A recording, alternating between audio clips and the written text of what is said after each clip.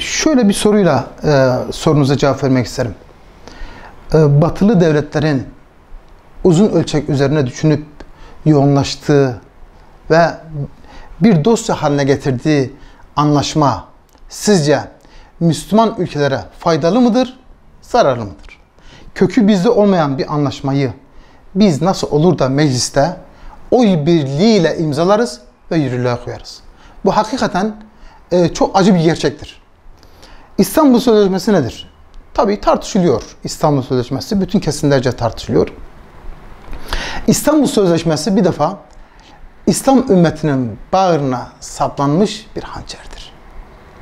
İstanbul Sözleşmesi kelimenin tam anlamıyla bir ifsat sözleşmesidir. Acizane İstanbul Sözleşmesi'ni araştırmış, irdelemiş biri olarak ifade etmek isterim ki özetle İstanbul Sözleşmesi 3 ana sac ayağı üzerine kurulmuştur, yazılmıştır. 1. Ailenin dağıtılması. Peki neden aile dağıtılmak isteniyor? Çok basit. Biliyorlar çünkü bizim medeniyetimizi biliyorlar. Aile dağıtıldığı zaman sosyal toplum dağılır. Toplum dağıldığı zaman devletler dağılır. Yani güçlü bir devlete giden yol güçlü bir aileden geçer. Bunu biliyorlar. Hani Efendimiz sallallahu aleyhi ve sellem buyuruyor ki vücutta bir et parçası vardır. O iyi olursa İzâ selaha selahal cesed. O iyi olmaz ise bütün vücut iyi olmaz buyuruyor. Bu da kalptir. İşte aile toplumun kalbidir.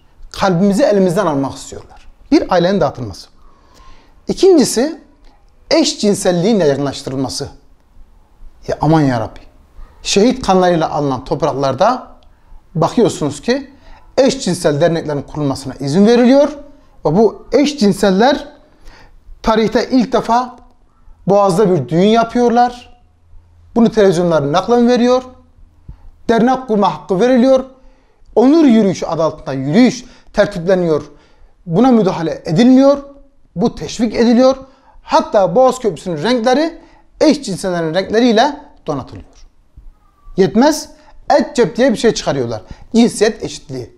Ve bunun için de 162 okulda Türkiye'de yanlış hatırlamıyorsam 162 okulda da konferans veriyorlar. Yani cinsiyetler eşittir. Lezbiyenliğe affedersiniz, geyliğe ve lezbiyenliğe teşvik eden konferanslar düzenliyorlar. Aman ya Rabbi. Bunun neresini savunabiliriz? Bir mümin, bir inanç taşıyan bir birey, şahsiyet bu nasıl yürürlükte kalsın diyebilir? Doğrusu ben şaşıyorum. Kadının beyanı esastır. Kadının beyanı esas olsaydı Yusuf Aleyhisselam, gömleği arkadan yırtılan Yusuf Aleyhisselam mutlak suçlu olurdu. Kadının beyanı esas olamaz. Bu İslam'ın ruhuna aykırıdır. Şahitlik müessesesi var İslam. Onu çok güzel dile getirdiniz. Tabii kadının beyanı esas alınmadığı gibi İslam erkeğin de beyanını esas almamıştır. Zira bir şahitlik müessesesi vardır. Yani zinadan birini isnat edilen bir suç için şahit istenir. Vesaire bir cürüm için şahitlik istenir. Beyan esas değildir.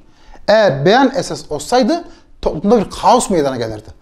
Biri birini vurur, kardeşim ben vurmadım derdi, öldürmedim onu ben. Esas alınıyor.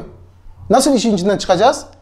İşte Batı'nın bize dikte ettiği kanunlar ve bir takım kurallar Müslüman toplumlara çok ama çok dar gelmektedir.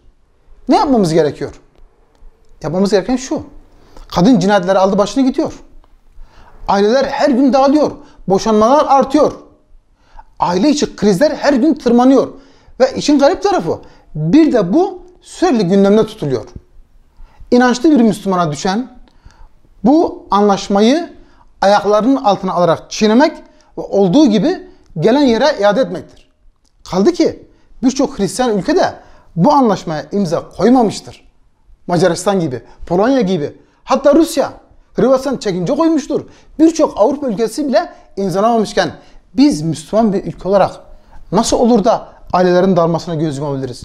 Nasıl olur da kadını putlaştırabiliriz? Nasıl olur da biz cinsiyet eşitliği adı altında ifsat projelerini yayabiliriz. Hafsalam almıyor. Ama şunu burada mutlaka söylemem gerekir ki aldığımız bilgilere göre bir takım dernekler, kadın dernekleri batıdan fonlanıyor. Fonlandığı için de bu anlaşmanın yürürlükte kalmasını istiyor. Dolayısıyla buradan bir miktar maddi menfaat elde ediyor ki bunun yürürlükte kalmasını özellikle talep ediyor. Yöneticilerimizin bir kısmı da iki arada bir derede kaldıklarına inanıyorum. Yani düşünün, Cumhurbaşkanı'nı düşünün. Cumhurbaşkanı'nın kızı bu yürürlükte kalmalı diyor. Hayır, devam etmeli. O da diyor ki hayır, bizim bu inancımıza aykırıdır diyor. Şimdi Cumhurbaşkanı ne yapacak? Cumhurbaşkanı inancının sesini dinleyecek. Ve diyecek ki kardeşim bir şeyin sonucuna bakılır. Sonuç nedir? Sonuç tehlikeli. Aile elden gidiyor. Nesil elden gidiyor. Ve her geçen gün gençlerimiz cinsiyet değiştiriyor. Sosyal medya fenomenleri var. Bakıyorsunuz, aman yarabbi, ya bu kadın mı erkek mi diyorsunuz yani? Bu nedir Allah'ım? Bir taraftan bakıyorsunuz erkek, bir taraftan bakıyorsunuz kadın. Dolayısıyla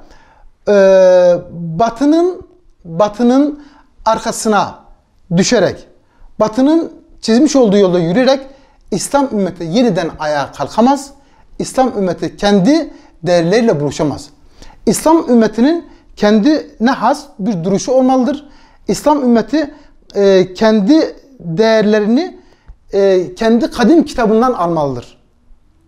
Dolayısıyla İstanbul Sözleşmesi gibi bir ifsat sözleşmesi, Batı'nın bize dikte ettiği sözleşmeyi biz olabildiğince hızlı bir şekilde kaldırmalı ve yerine İstanbul Sözleşmesi yerine bir Medine Sözleşmesi mümkünse ortaya koymalı ve Medine Sözleşmesi ile biz yeniden vücut bulmalıyız.